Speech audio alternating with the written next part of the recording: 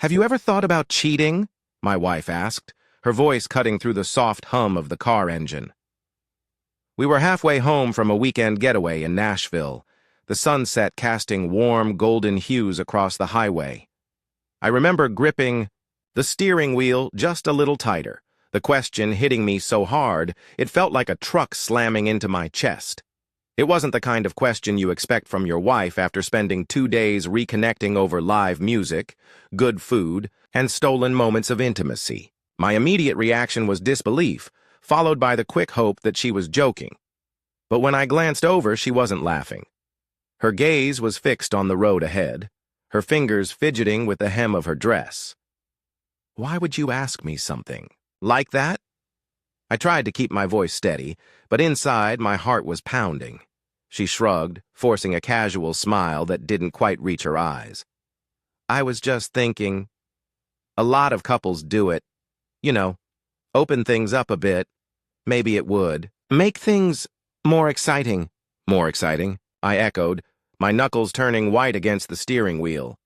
This wasn't the woman I had married. I couldn't recognize the person sitting next to me who was casually suggesting I find someone else to sleep with, like it was a business deal, not a betrayal of everything we'd built together. She didn't respond immediately, and for a moment all I could hear was the rhythmic sound of the tires rolling over the asphalt. The air between us felt heavy, suffocating. Finally, she spoke, her voice soft but deliberate. A lot of couples are happier when they take the pressure off each other. I'm just saying, if you ever felt like you needed something different, I'd be okay with that. I didn't say another word for the rest of the drive. My mind was spinning, trying to make sense of what she'd just said and why she'd chosen to say it now. For the past 6 months, things between us had been off, but I had chalked it up to stress, work, kids, life. It happens in every marriage, right? But now, as we drove in silence, I couldn't help but wonder if this was more than just a passing phase. When we finally pulled into the driveway, she kissed me on the cheek like everything was normal. I'm going to take a shower, she said, disappearing inside the house without waiting for a response. I sat in the car for a few more minutes, staring out the windshield. Her words echoed in my mind, each repetition unraveling another thread of trust. That night, as I lay in bed next to her, I couldn't sleep. I kept thinking about the little things I had brushed off over the past year. The Thursday night, girls' nights out, that seemed to last longer and longer. The expensive jewelry she claimed was a bonus from work, the way she'd stopped initiating anything intimate between us. My gut twisted as I realized how blind I'd been. The next morning, while she was in the shower, I grabbed her phone. I had never been the kind of man to snoop, but something inside me, instinct maybe, drove me to do it. My hands trembled as I scrolled through her messages, but there was nothing suspicious. No late-night texts, no flirty exchanges, just the usual conversations with her friends and co-workers.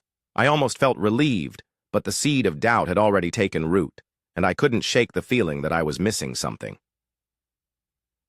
A week later, everything changed. It started with a conversation I wasn't expecting, one that would unravel my life faster than I could have ever imagined. My dad called me out of the blue, asking if I could come over for a drink. He sounded off, like he had something important to say, but didn't want to do it over the phone. When I arrived at his house, he greeted me with a hug and handed me a glass of whiskey. "We need to talk," he said, motioning for me to sit down in the living room. "What's going on, Dad?" I asked, taking a sip. He hesitated, running a hand through his graying hair. I didn't want to say anything until I was sure, but "You deserve to know the truth." My heart rate spiked. "What truth?" He sighed, setting his glass down on the coffee table. "Last month, your mom and I decided to do one of those ancestry kits. You know, just for fun.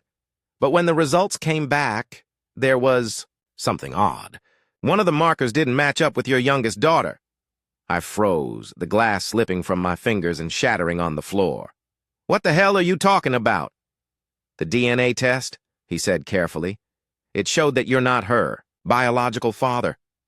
The words hit me like a punch to the gut. I felt the air leave my lungs, my mind racing to keep up with what he was saying. That's not possible. There has to be a mistake. I thought the same thing, he said, his voice heavy with regret. But I had it checked twice. I didn't want to believe it either, son. I stood up, pacing the room as my mind replayed every moment of the past 6 years. The day my daughter was born, the way she had smiled up at me from the hospital bassinet, her tiny fingers wrapping around mine. She was mine. She had to be. Did you tell anyone else about this? I asked, my voice barely above a whisper. No, he said. I wanted to talk to you first. I ran a hand through my hair, my thoughts spiraling out of control. Who could it be? Who had gotten close enough to my wife to destroy my family without me even noticing? My mind landed on a name like a dart hitting a bullseye. Her boss, the district attorney. He had always been around, always too friendly, too generous with his compliments and gifts. I had trusted her when she said he was just a mentor, someone who believed in her career. But now everything made sense. The late nights, the business trips, the expensive gifts that didn't quite add up. I didn't want to believe it. But, deep down, I already knew the truth. Her affair had been hiding in plain sight, and I had been too blind to see it. As I drove home that night, my hands shook on the steering wheel, the weight of betrayal settling deep in my chest. My wife had cheated on me, and I was raising another man's child. But this wasn't just any man. This was someone I had trusted, someone who had stolen more than just my wife. He had stolen my family, and I wasn't going to let him get away with it. I sat in my car, the cold leather seat pressing against my back as I stared at the darkened windows of our house. My wife was inside, probably tucking the kids into bed or scrolling through her phone like any ordinary night. But tonight wasn't ordinary. Nothing had been ordinary since my father dropped the truth on me like a bomb. The pain was still raw, a festering wound that refused to heal. I wasn't ready to confront her, not yet. I wasn't ready to look into her eyes and hear her lie to my face. The kids were too young to understand, and the last thing I wanted was to destroy their world overnight. So, I made a decision. I would find out everything first. If she was guilty, there would be no room for her to deny it. I needed proof. Real proof. I started with her phone. Every night, she left it charging on her nightstand. When she fell asleep, I crept out of bed, gently unplugged the device, and unlocked it with her fingerprint while she slept. My hands trembled as I scrolled. Through her messages again, but just like before, there was nothing. No suspicious texts, no suggestive photos. She was either careful or deleting everything as she went. That's when I realized I needed to step it up. I installed spyware on her phone while she slept. It was terrifying how easy it was. Just a few clicks and I had access to her calls, texts, and GPS location. But that wasn't enough. I needed eyes on her when I wasn't around. So, I bought hidden cameras and installed them in our house, focusing on the kitchen and living room. If she made a call or had anyone over, I would know. Then came the hardest part, waiting. For a few days, nothing happened. I followed her routine through the GPS. She went to work, stopped for groceries, picked up the kids from school, and came home. On the surface, she was the perfect wife and mother. But Thursday night was different. Thursday nights were her girls' nights, the ones she had been attending religiously for the past year. They were supposed to be innocent. Dinners, wine, and gossip with her old college friends. But my gut told me otherwise. I called my best friend Ethan, who had always been the guy I could count on, and explained the situation. He didn't judge me. He didn't tell me I was overreacting. Instead, he said, "Let me help you." His wife, Sarah, was friends with some of the women my wife claimed to hang out with. If anyone could give me the inside scoop, it was her. By the following Thursday, Ethan had confirmation. "None of the girls have seen your wife in months," he said over the phone. "She's lying, man." I clenched my jaw, the betrayal hitting me all over again. Can you and Sarah follow her tonight? Just to be sure. You got it. I stayed home with the kids that night, pretending everything was normal as my wife got ready. She looked stunning, her makeup flawless, and her dress hugging, her figure in all the right places. She kissed me on the cheek before leaving. I smiled back, but inside, I felt like I was choking. Once she was gone, I sat on the couch, my phone in hand, waiting for Ethan's call. It didn't take long. "She's not with the girls," he said, his voice tight. "She's at his house." "Whose house?" I asked, though I already knew the answer. "Her boss, the district attorney."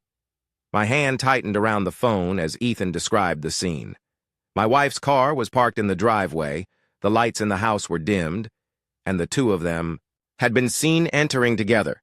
Ethan and Sarah snapped photos and videos from the street, capturing every damning moment. When they sent me the pictures, my blood boiled. There she was, standing in his doorway, her body leaning into his like she belonged there. In one photo, he had his hand on her lower back, guiding her inside. I wanted to scream, to punch something, but I couldn't let the rage consume me, not yet. I needed more. I needed her to confess. The next day, I called a tech-savvy friend and asked him to help me set up hidden cameras in her office at work.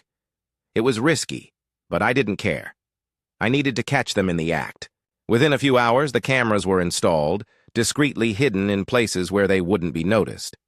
For 2 weeks, I monitored the footage. At first, there was nothing, just normal office interactions. But then, on a Thursday afternoon, I hit the jackpot. The video showed them alone in her office, the blinds drawn. They didn't waste any time. He kissed her, and she kissed him back like it was second nature. They didn't care about the cameras. They didn't care about me. That night, I made my move. I scheduled a live stream on Facebook. It wasn't public, just a private stream for close family, friends, and a few of her co-workers. I didn't tell anyone what it was about. I just sent the link and waited. When Thursday night rolled around again, I sat in my car outside their usual meeting spot, the hidden cameras feeding the live stream directly to my phone.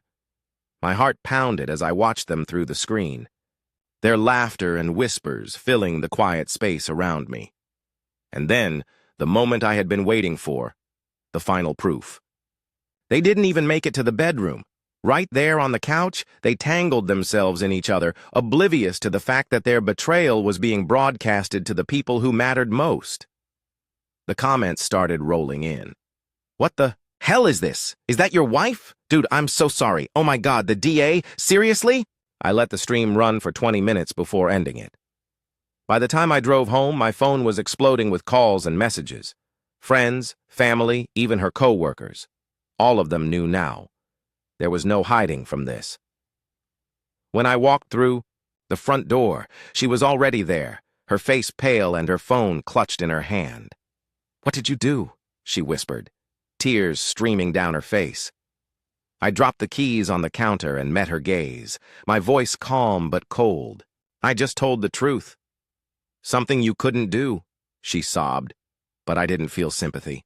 Not anymore. "We can fix this," she begged. "It was a mistake."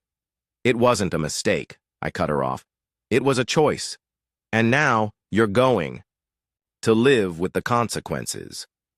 I turned and walked away, leaving her standing there, broken and exposed, just like she had left me. But this time, I wasn't the one who would be picking up the pieces. The morning after the live stream, I woke up to a flurry of notifications on my phone. Text messages, missed calls, emails. Everyone had something to say about the show I had put on the night before. Some messages were filled with sympathy, others with shock, and a few even praised me for my boldness. But none of it mattered. I wasn't done yet. I had spent the early hours of the morning lying in bed, staring at the ceiling and thinking about what needed to be done next. The live stream had been the first punch, but I wasn't just looking to bruise them. I wanted to destroy their entire world. By noon, I was sitting across from a divorce attorney in a sleek downtown office. The man was sharp, with a no-nonsense attitude that I immediately respected. I laid everything out for him, The affair, the DNA test, the financial discrepancies I had discovered in our joint accounts, and the emotional damage my wife's betrayal had caused.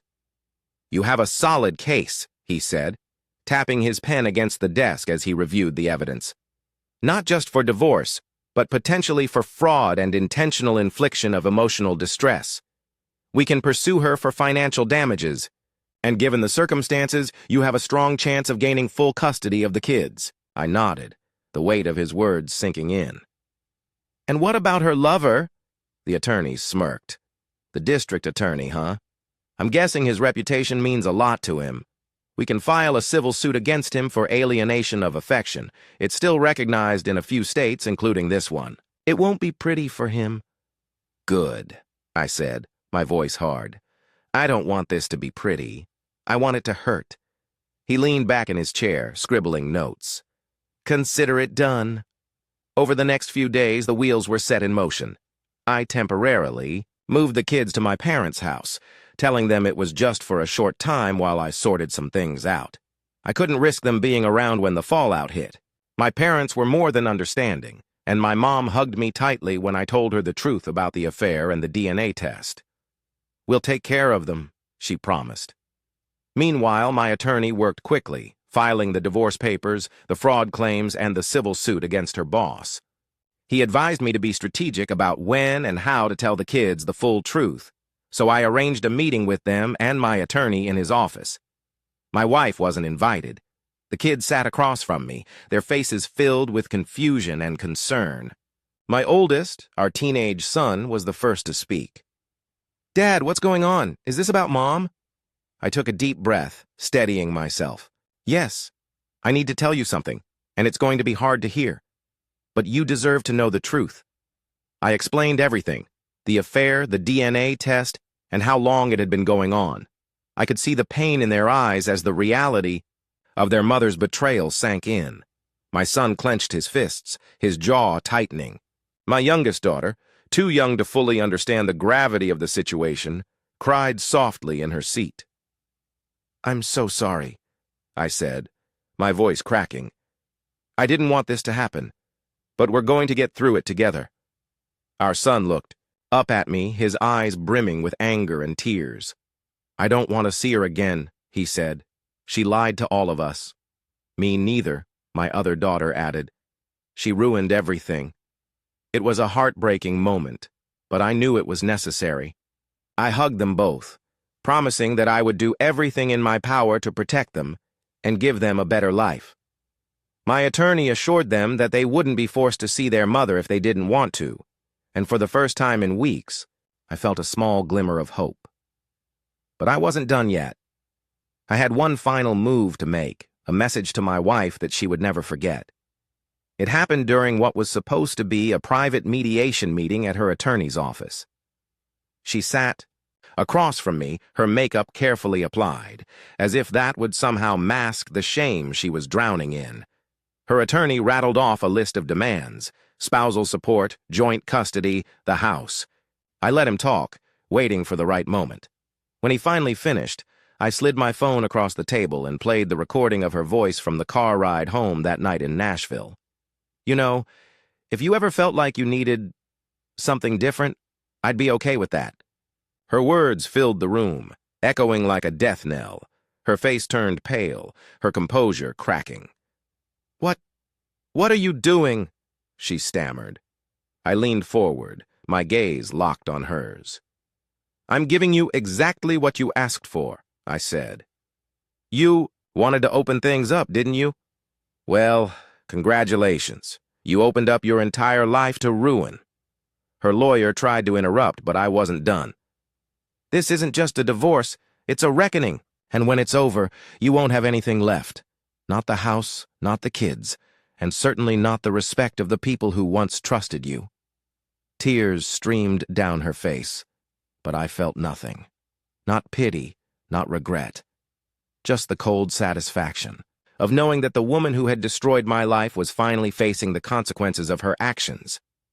Over the next few weeks, the fallout was brutal. The live stream had already done most of the damage, but the lawsuits were the final nails in the coffin. Her boss, her lover, was forced to resign after the scandal went public. His wife filed for divorce, and his reputation as a respected district attorney was shattered beyond repair. My wife wasn't spared either. With the evidence of her affair and financial fraud laid out in court, she lost any chance of getting spousal support or joint custody.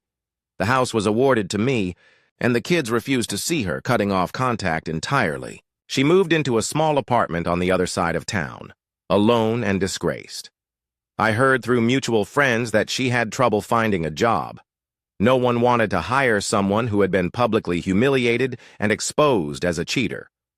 Her life had become a shell of what it once was, and I couldn't bring myself to feel sorry for her. She had made her choice, and now she was living with the consequences. As for me, I filed for full custody and won. I moved back into the house with the kids, slowly rebuilding our lives. It wasn't easy. There were nights when the pain and anger crept back in, threatening to consume me. But every time I looked at my children, I reminded myself that they needed me to be strong. I found a new job, made new friends, and slowly began to heal. The scars of her betrayal would never fully fade, but they no longer controlled me. I was free. And as I stood on the porch of my new life, watching the sunset with my kids by my side, I realized something. The woman who had once been my world was now just a distant memory, a lesson in betrayal, survival, and the strength to start over.